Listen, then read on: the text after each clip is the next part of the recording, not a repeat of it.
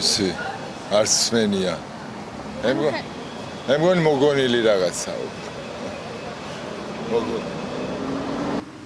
Deep state რა არის არც ვიცი. შვილო მე ომიანობის ბავშვი ვარ 51-იანი ვარ. სულ წვალებას და ტანჯაში მოდივარ ჩემი ცხოვრება. სახლი და მეწოდა ქირითავ ცხოვრობ. რა გამიკეთა ამ მთავრობამ? ასჯერად მივაკითხე და არაფერი არ გამიკეთა. აი ეგრე. Deep state-ი. ეხლა გეტყვით, წარმოდგენა არ მაქვს, რომ გადმოვთარგმნო ინგლისურით deep ნიშნავს ღრმას და state არის სახელმწიფო, ანუ სახელმწიფო, რომელიც არის ცივილიზებული. ეგ არის. ტრამპის პოლიტიკას თუ მივეყრდნათ. არ ვიცი.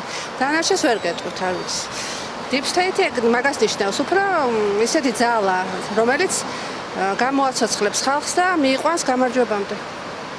ჩვენი ხელისუფლება ავადმყოფია ზოგადად, სამკურნალოები არის.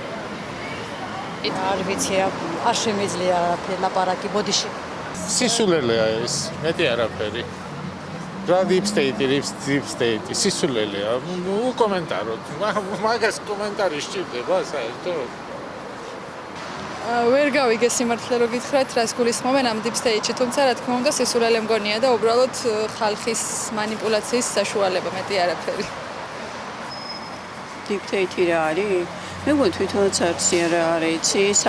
საბოლოო დასკვნა გავაკეთე, რომ ну ისეთ უცნაურ განმარტებებს აკეთებენ ამ deep, რომელიც ჩვენთვის მოსახლეობისთვის აზიანოა და აქედან გამომდინარე, რა საჭიროა რომ იცოდე რა არის deep state-ი.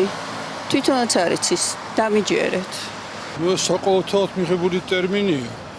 გთავაზობთ მსჯელობას ამაზე ერთმანეთში ორი გამოჩენილი მეცნიერისა ჯეფრი საქსისა და ჯონ მირშაიმერისა. ეს არის ის ნაწილი ბიუროკრატიისა, რომელიც შეიძლება არც კი ჩანდეს ტელევიზიით, მათ შორის არ არის ბევრი სახელმწიფო პოლიტიკური თანამდებობის პირი, მაგრამ არიან ამ ბიუროკრატიაში და დიდ გავლენას ახდენენ როგორც გადაწყვეტილების მიღებაზე, ისე მის აღსრულებაზე. მაგალითად დაინიშნა თუ არა შეერთებულ შტატებში ვიქტორია ნულანდი ბაიდენის ადმინისტრაციის დროს, რომელმაც გასცა ბრძანება კენი დეგნანისთვის, რომ საქართველოს გაეხსნა მეორე ფრონტი, მან და არა პრეზიდენტმა.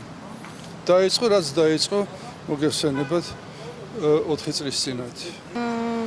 გამოგონილი ტერმინია, რაც არ არსებობს და ჩვენი ხელისუფლება სხვას ბევრსაც ამბობს, მაგრამ ყველაფერი ნუგჯერად ხალხო, თხოვთ.